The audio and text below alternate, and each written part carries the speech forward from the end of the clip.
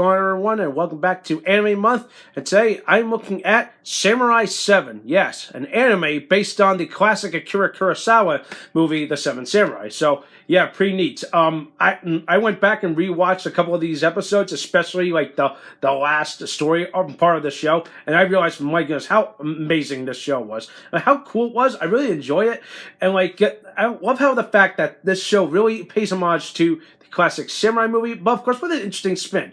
So for those of you that are not familiar with the classic samurai, Seven Samurai movie or this, so I'll give you the rundown of the movie because the plot of that movie essentially is the same thing to the show, and of course essentially it's kind of the same thing, but they add a couple more interesting wrinkles to it. Anyway, so what happens is, in the classic movie, it's set in feudal Japan, where a village is viciously ravaged by a group of bandits.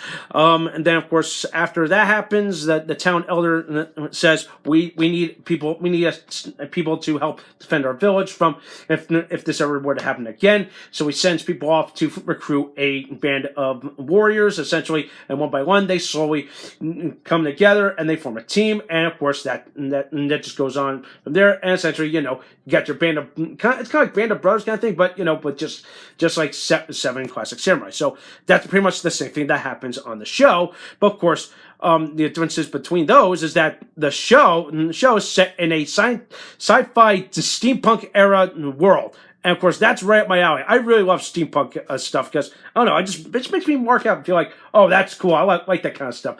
But anyway, what else can I say about the show? It like I said, it follows similar to the classic samurai movie. It does a good job to putting everything in there.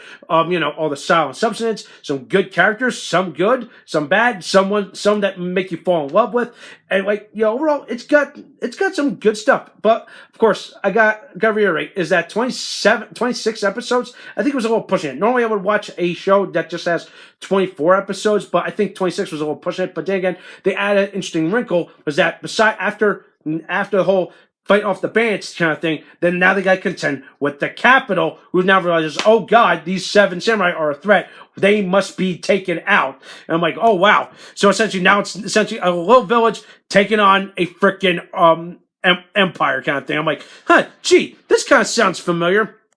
Star Wars, folks? Yeah. Well, yeah, if you haven't thought about that, like literally, elements of the Samurai 7, of the Seven Samurai movie and this show, essentially, obviously, what you would see in movies like Star Wars, and of course the Magnificent Seven. I could probably go on and on, but it's still it's fun how one simple samurai movie would influence a lot. So we owe a lot to Akira Kurosawa. But anyway, back to the anime. I love some of these characters. There's two that I fell in love, and that's Heihachi and Kikuchuyu. I believe that's how you pronounce them. If I butcher any of these names, I'm really sorry. The other samurai members are Kanbei, Gorobe, Shiroji, Kashiro. I can't even speak anymore, and Kazuyo. And I'm like, oh wow, yeah. I'm sorry if I butcher them, okay? But yeah, they all have their interesting quirks, interesting identities, and of course, that's what makes them an interesting member of the samurai.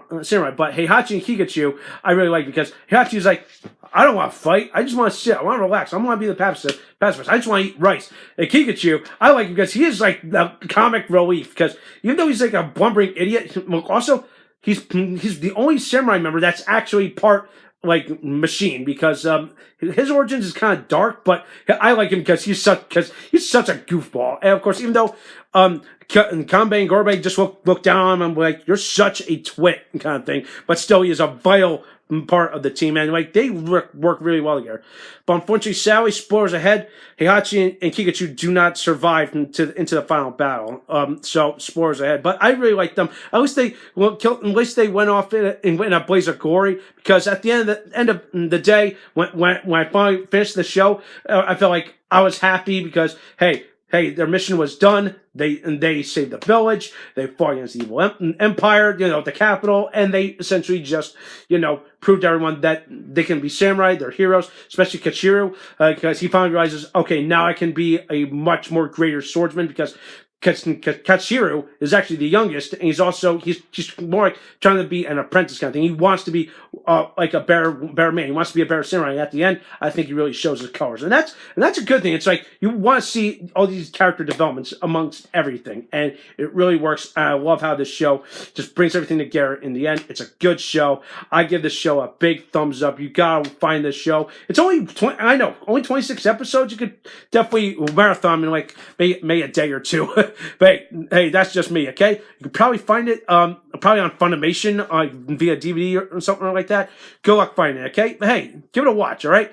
So that does for today. Let me know what you think. Thumbs up this video, subscribe to my channel, and stay tuned for some more awesome, exciting videos.